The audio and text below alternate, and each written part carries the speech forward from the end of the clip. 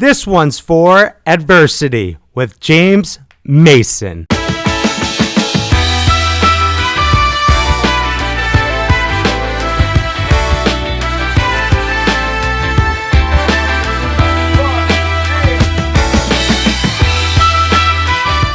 James, how are we doing today?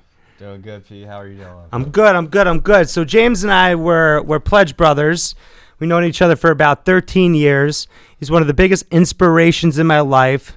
From what he's been through, the way he keeps a positive mental attitude, you know, it's very inspirational to me, and I thought it was very important to have him on This One's For, to kind of share his journey, and for everyone else out there who's going through struggles, and I think he can give some advice on how to overcome them. So, James, thank you so much for being on the show. Thanks for having me. Really appreciate your time. College, man, we really had some good times, didn't we? Oh yeah, definitely, for sure. Yeah.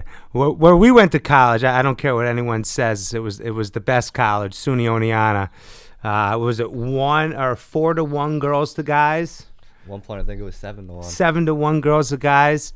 You know, I definitely learned my social skills there, made a lot of friends, and I wouldn't take it back for the world. So I'm actually down here in the South. That's right, Ja Pete is in the South.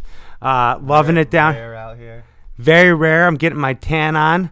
It's about 95 right now. In Albany, I think it's been 65 for the past 2 weeks in rain. So looks like it might storm. Definitely enjoying myself here.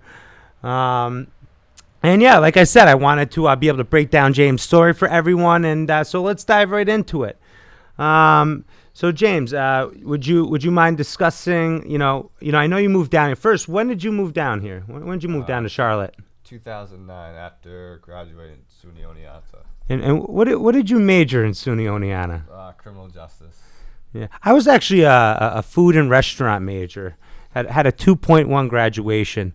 I don't think I used that major at all. Just at least to be you honest. got with the 2.0 though, over that. Yeah, 2.1. You made it though. I made it just barely. My teachers liked me. So yeah, James, you moved down here. So like I said, why don't we just get into it? So what ended up happening with the accident? You know, what went down? 2013, I went to the bar to watch college basketball finals. Had a little too much to drink.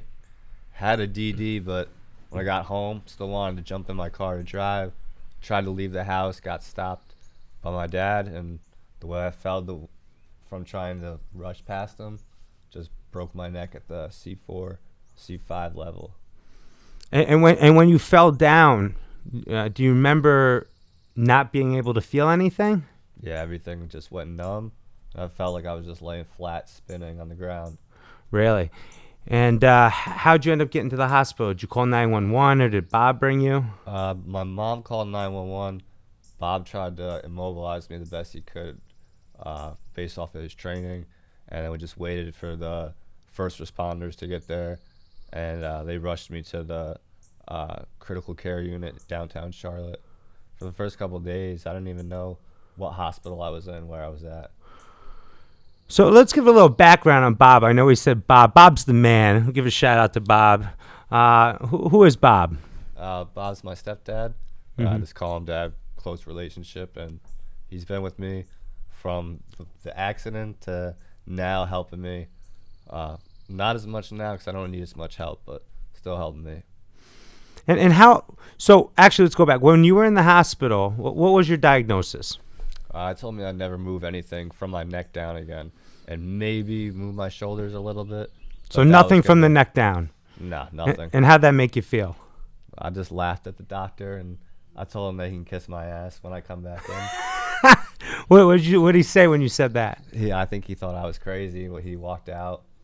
Now, do most people with what happened to you, do most of them not usually walk again, and you were kind of just determined to prove him wrong? Yeah, there's a small percentage that will be able to walk again after a spinal cord injury. So I just want to try to keep myself the best I can to get past it. Yeah.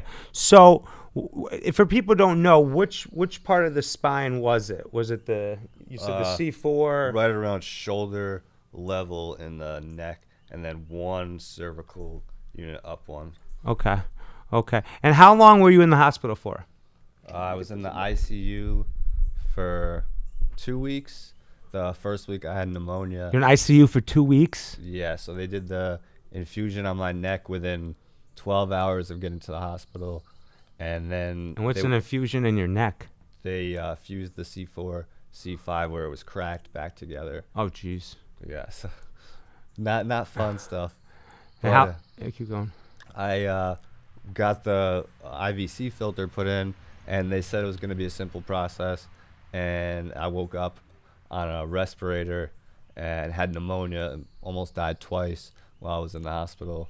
You caught pneumonia separate. Yeah, and my neck surgery went fine. The easy surgery is the one that gave me the pneumonia and almost killed me. Oh, jeez. Yeah. And how long did you have the pneumonia for? It took them about 7 days to figure out to have a antibiotic strong enough to kill that strain of whatever was And causing is it. that what put you in ICU or in both? Both of them. Both. I Both. mean, spinal cord or any traumatic brain injury they use, usually goes to ICU right away.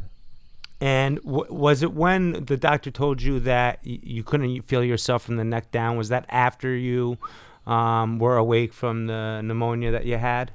No, he said it while I was still going with the And, pneumonia. and what was your first initial thoughts? I got to get up. I can't feel anything now. But with my body being numb, I just tried to, think about using any part of my body that I could isolate just thinking about. And So right away you were trying to grind. yeah. Right away you were trying to move. Yeah, from day one. And once when I was tubed, I couldn't really talk. They wouldn't let me have anything to drink. I got super thirsty, and the way I got my uncle to wake up to give me a drink was I started moving my body a little bit, up to enough to get my right arm to tap on the table and get him to wake up, which was only a couple days after having the pneumonia, first getting it. And I was able to move my arm. They said I wouldn't move that. Started moving that within Right away. a couple, like 2 days. To get your water. I didn't have control over the arm, but I could throw it up to come right back down. So And you woke him up, he got you that water? Yeah, it went from me being all the way on one side of the bed and not being able to move, from just throwing my arm over and over to finally getting it. Savage. For those of you who don't know, my man James is a savage. So you said you spent how long in the hospital? 2 weeks in the ICU. I was probably about another couple days in the regular waiting to go into the rehab, Yeah, inpatient, and then I was in inpatient for a month yeah. before coming And home. what's inpatient? It's like everyday physical therapy. Oh, so you and went right into occupational- physical therapy. Pretty much. But so at first I had the neck collar, so I had that on. Just started moving lightly and working up from there. Yeah. And when you finally got home, could you kind of, give us a breakdown of what a day was like for you when you got home? Were you resting a lot? Yeah, the first couple, I would say the first month and a half home, I slept a lot because all the medicines I was on for the injury just all had drowsiness as a Yeah. side effect. And then I started, within 2 weeks of being released from the hospital and seeing my neurosurgeon to get the okay to rehab, I started going to Race to Walk 2 hours a week Yeah. to train there. And What's that called? Race to Walk? yeah, And that's where you still go now, right? yeah. So yeah. shout out to Race to Walk. Put in the work to get my body back. And that's not where you did the in-house? No, in-house was at the hospital. Yeah. And so that was like every day a little bit of physical therapy and occupational therapy. But really they just try to get you ready to get home and then just dump you out. And when you first got home and you were starting, the physical therapy, what would you do at home, I guess, to keep yourself inspired and motivated? And I know you kind of have that same burning desire as I do, kind of in your gut, just to keep going. I know you mentioned coming outside here to think. Like, what kept you going during those days? A lot of music. Hell and yeah. just thinking about, fighting. I could either lay down, stay in bed and die, or I could try to get up every day and, make the best out of it and progress with every little step. Doesn't matter how much, as long as it's a step forward, it's a good step. Yeah.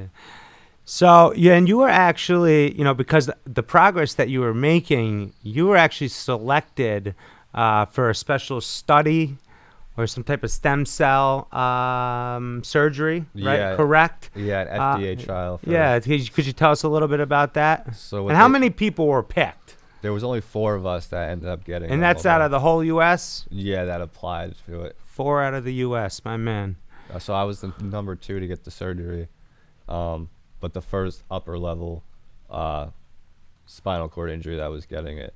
And so what they did was they cut open my spinal cord at the site of the injury, long ways, and inserted 30 million stem cells, so 15 million above and 15 million below the site of the injury, and hoping that where the damage was, the cells would reform over it and create new pathways to function lower in the spinal column. Oh. And did it work? I don't know if that's what worked or the everyday grinding it out, but I still haven't stopped seeing any progress. So I know you look great. To everything. And what type of progress have you made from when you originally came home, that first day? I know Bob used to wake up and have to move you every night in certain positions. Oh yeah, and I laid down a lot. I couldn't stay up in the chair for more than like 2 hours at a time. Yeah. And I could barely breathe without a like a vest holding me together. And that's when you first came home? Yeah, with blood pressure problems, stuff like that. And then, yeah, I just couldn't really. My left arm, I couldn't even move at all. I had a big arm brace on this side to hold it because it would just fall dead to my side. And now I'm driving with my left hand on the chair, so yeah, not that. Yeah, you seem to be moving your whole upper body now. Yeah, then a little bit into the lower, going down core, waist. And have you seen that doctor who said that? I haven't seen him now. You haven't seen him since you've been well? 2 years about. And when he saw me the last time, he walked in the room, looked at the file, and walked out because he said that I couldn't be that patient. He didn't even say anything to you. No, he said he didn't think that I could. What the file said that I would be looking as well as I looked. Oh, so he didn't even believe the files. Yeah, he looked at it and looked at me, and he's like, "This is the wrong file or the wrong patient right now." So how important has family been in this for you? Family's been everything to keep me going. Pain in the ass at times, but at the same time, I mean, they just want to see you well. So, friends and family just, keeping my mind state right, and like I said, the music too. Yeah. Well, who's your favorite artist? Drake, I gotta say. So shout out to Drake. Raptors 1-0 on Golden State. Hell yeah. Yeah, so family is everything. I learned that a lot through the situation that I went through when I got really sick in ICU with my Still's disease, laying there, seeing my parents above me. I felt really guilty that at that time I was kind of helpless, you know what I mean? And I was looking at them and I kind of felt worse for them than for me. Was there any time, while you were battling what you were going through that you kind of felt guilty for what your parents were trying to help you go through? Oh, yeah, because I mean, it was my fault that I ended up in the hospital, really, at the end of the day. When, I got the DD, had him, and then decided that I was going to go drive anyway. And I was the one that rushed to come try to get out. Yeah. So, it was pretty much on me. So I knew it was on me to get back up. Yeah. And, and really, he kind of, Bob's, saved you in that sense. And, he's been there for you and Patty's been there for you, nonstop ever since, Yeah. So and the homies. And the homies. Yeah, of course. What would you say that, going through something like this that you've learned about yourself, maybe that you didn't know before?